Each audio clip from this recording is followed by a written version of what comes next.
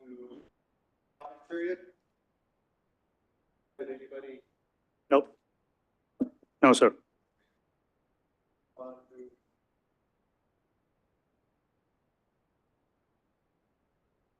Okay, if you don't mind, we will start with the term of officers to draw the different names to know who's going to stay until the end of 2025, and then later in June would be the other deadline. And then we continue with the election of Architectural Review Committee. We will not review minutes.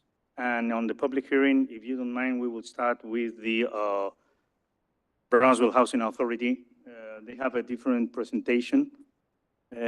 So we will start with number 6 later, and then we'll follow the order that it's there. So if you don't mind, I have here seven names.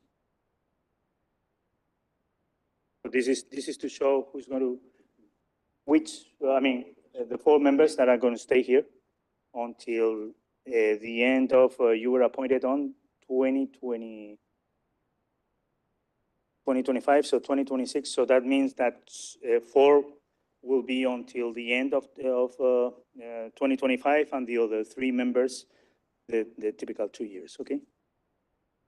So,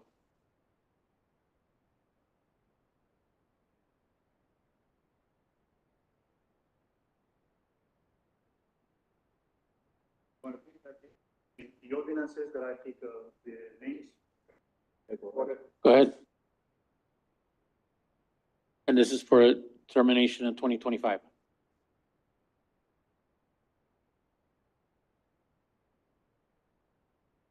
Were appointed on? Mhm. Members will finish 2025, and the other 4 members will. So- So you were not appointed to a 2-year term or a 3-year? No, because we have to show the whole 7 board members. They were not, appointed before. It was. the role in our- 7, all you 7, and then now we're Yeah, having. so then So we Yeah. need to separate. Corresponding. Okay. Same time now, did you? Well, I thought I just came in this year. Yeah, but that doesn't. Okay. because it's 7 board There's members. no term limit. There's no, There needs to be, you have to Yeah, separate, okay. otherwise we'll have an issue. yes, Because we no, always I do understand. that. I believe in term. It's like Yep. hosting.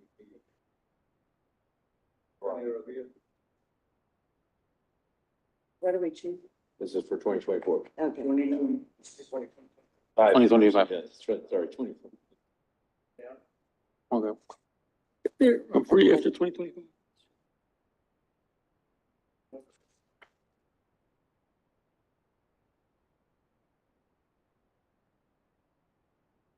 The end of 2025. Okay, So in 2025, if we appointed, you just send the terms and so on. okay. No, that's fine. Okay, The remaining board members down. okay. There you go. Move on to, number 6, or do we need the No, we need to election? choose the board member that would be the third board member at the Architectural Review Committee, What? or the Architectural Review Committee, the third board member. A third or the 3 members as well. I mean, I have written here the 3 members. So right now there are Calvin and Larry. So whatever you decide, if you want to renew the 3 board members, you can. But we don't have the 3rd board member. We just have. We don't have the third, we have the other 2. If you are happy with that election, that's okay. If not, you simply elect other board members.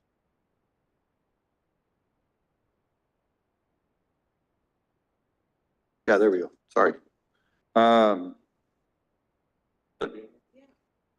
Okay, I second I'll it. second. I think all in favor? Aye. Aye. Opposed? So Move on. The Reba is going to be the third. then Tony make the motion, and who second? I did. Martin. Martin, okay. We need the mic. My mic is on. Yeah, so board member Rodriguez did the motion and board member Leal seconded and it was unanimous. For board member Cardenas Magnia to be the third. Move on to the agenda items and the approval of minutes. No, we don't have minutes. We go to Okay. number 6. Go straight to the public hearings. And I think we're going to do number 6 first. I think we first open the Buena Vida to public. Is that how? Would please read the line item, the description on 6. And then Okay. just ask if there's anyone here in the public to speak on this matter. Okay, we're moving on to item number 6, Buena Vida neighborhood. District D1, traditional neighborhood mixed use. Proposal, new development.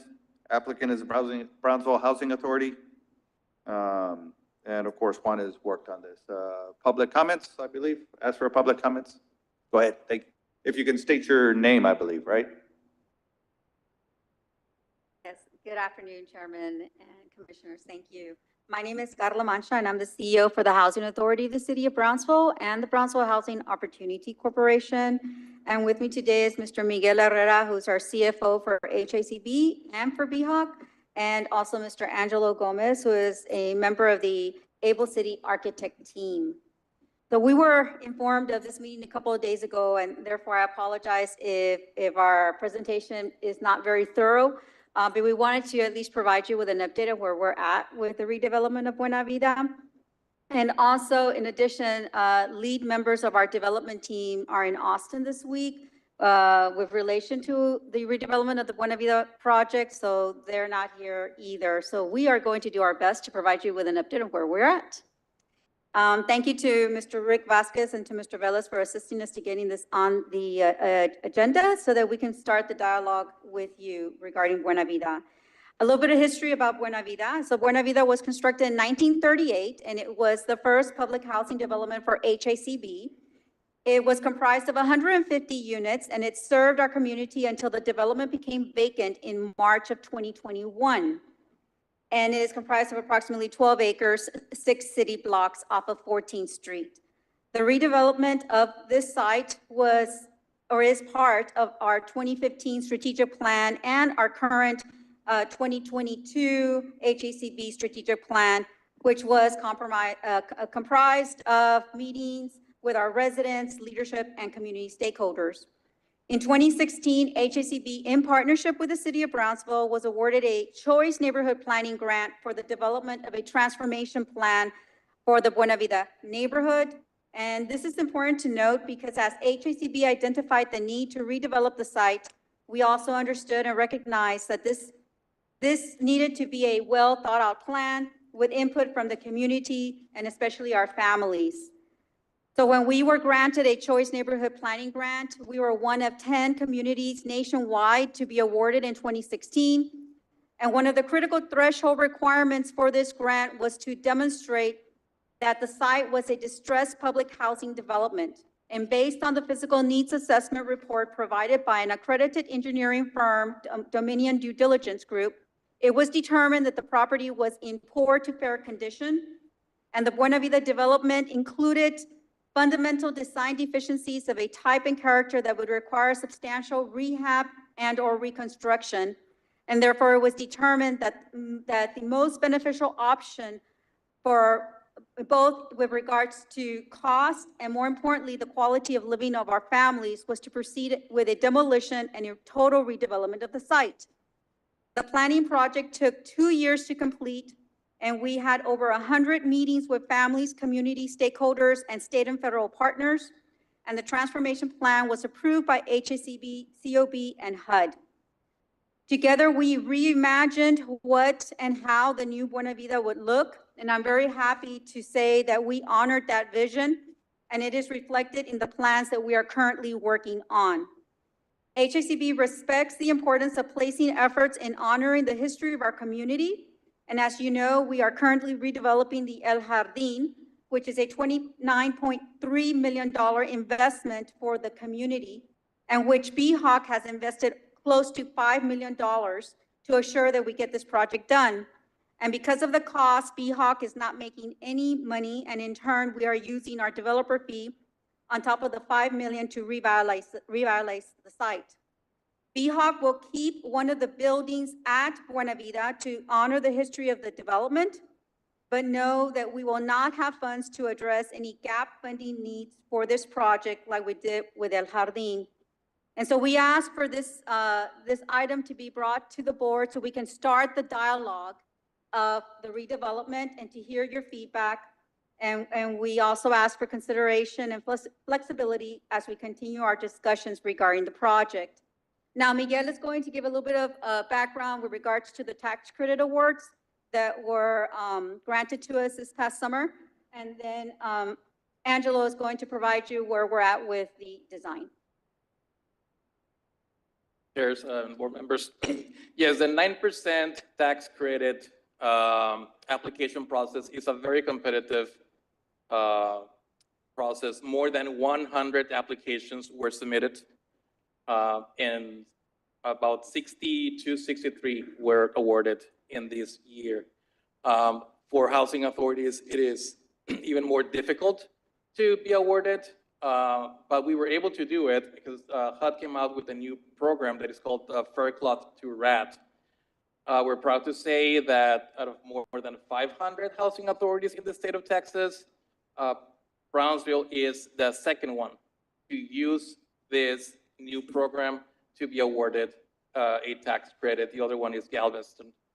And we submitted 3 applications because this was the only way that we could completely redevelop the whole site.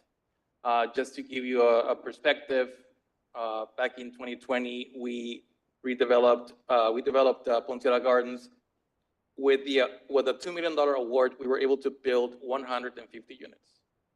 Now, with that same $2 million award, we're only able to build 8 units.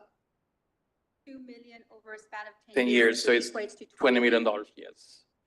So in order to be able to redevelop Buena Vida in its entirety, the only way to do that was to submit 3 applications and also to increase the number of units that we would offer to our community. Once again, the vacant existing site has 150 units. We're proposing 3 applications. One is for general, which is families, for 80 units. There's another one for senior living, that's for 82 units. And the last one is supportive housing with 50 units in partnership with Friendship of Women. How many for the supportive units? How many? 50. 50. 50. And so you come up with 212 units. So from the original 150, we're gonna add more units to bring that up to 212 units to provide more affordable housing for our residents in our community. Like Nacho was saying, we're gonna get tax credit over 10 years. And this is also the first year that the state offered additional state tax credits. So once you combine the 3 applications with all of the funding is close to $65 million that are going to be invested in those 3 sites. We do have one of the sites, which is the supportive housing. That one, we were able to qualify under what is called readiness to proceed. Say again, what did you just say? Yes, the supportive housing site, that one was eligible for readiness to proceed. So we got an extra point for that. And basically what it means is that like we are ready to proceed in constructing that site. And we must have the building permit ready to build by March 30th. For the supportive housing one, we must have building permits by March 30th. With the other ones, we have some more time, but the supportive housing one, we must have permits by March 30th. Missing anything? If we don't have the permits by March 30th, then we lose the tax credits for the supported housing site, which will then mean that more likely that area would not qualify for another tax credit in the future, in the near future. Yeah, this 13.12 acres, our main goal was we didn't want to leave any vacant land there. We wanted to redevelop the whole site. And the only way we could do this was by submitting 3 applications. And we are restricted, like we couldn't do 3 seniors or 3 families. It had to be 3 different families that we would be serving. That's what we So went. is each little square, like, 1 square is gonna be for families, 1 square for seniors, and 1 square supportive? Yes, and we can, yes, ma'am, and we can show the layout right now. Angela has that. So Okay. we can. Yes. That visual. Okay. So then I'll let Mr. D'Angelo from Able City, our A&E firm, present the slides.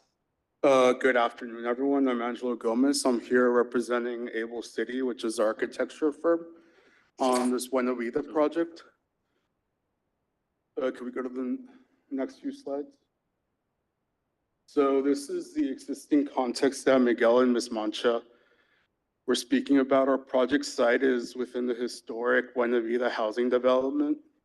The boundaries of our project are 14th Street and 16th Street and Ringgold and Tyler. So on the corner of 14th and Tyler is where we have our smallest development, which is a supportive housing with 50 units. The largest development is what we're calling the Buena Vida Apartments, which is meant for multifamily housing. And that has 80 units, and the senior living is represented in purple on the corner of 14th and Ringgold, and that has 82 units.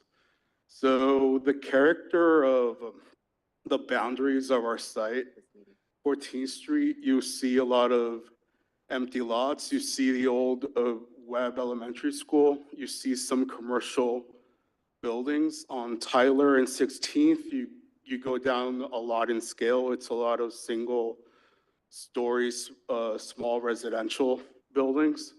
And on Ringgold, you see about half and half commercial and some slightly larger residential Sir, houses. I'm so sorry to interrupt you. Ladies and gentlemen, we are going to have to postpone this meeting to next week due to a procedural issue that has arisen with the Texas Open Meetings Act. Because of this procedural issue, we can't take any formal action today. And so the correct course of action is to adjourn and postpone this meeting. Okay. Okay. So do we have a motion to postpone? Have a motion? Well, We got- there's not really discretion in it.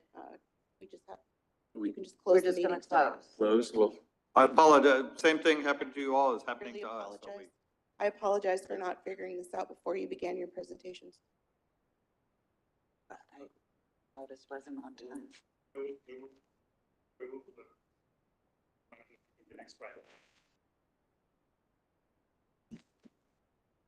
I'm not here. Apologize. Same that's happened to you all, happening to us. We set aside our time for today as well, so apologies. We understand there's a lot of different things, no problems on our, we can just be, is it gonna be next Friday? Friday? Okay, thank you, ma'am. Thank you. Do we move to close or what? No, we don't. Shut down. We started. To be safe, you can move to adjourn, to be safe. I guess we can move to adjourn. So move. Make a motion to adjourn? Second. All in favor? Aye. Aye. Opposed? I'd say nay. Okay, the 18th. I'm in town. I might not be. I'll be the 13th to the 16th. I'll be up in Grand Canyon Lake. Good for you. What was the procedure? I bet some of the items was on the posted agenda, so But still, you could do, everybody knows. yeah. I wonder. Oh. It didn't- I think Calvin did it. Calvin did it. Calvin did it. I would like to know. Yeah, well, what was the procedural? What happened? We're now.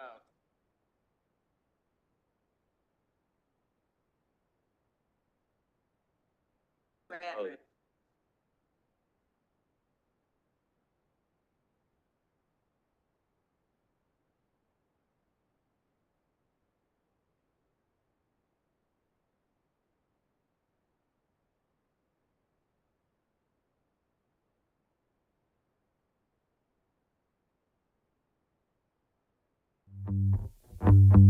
Thank you.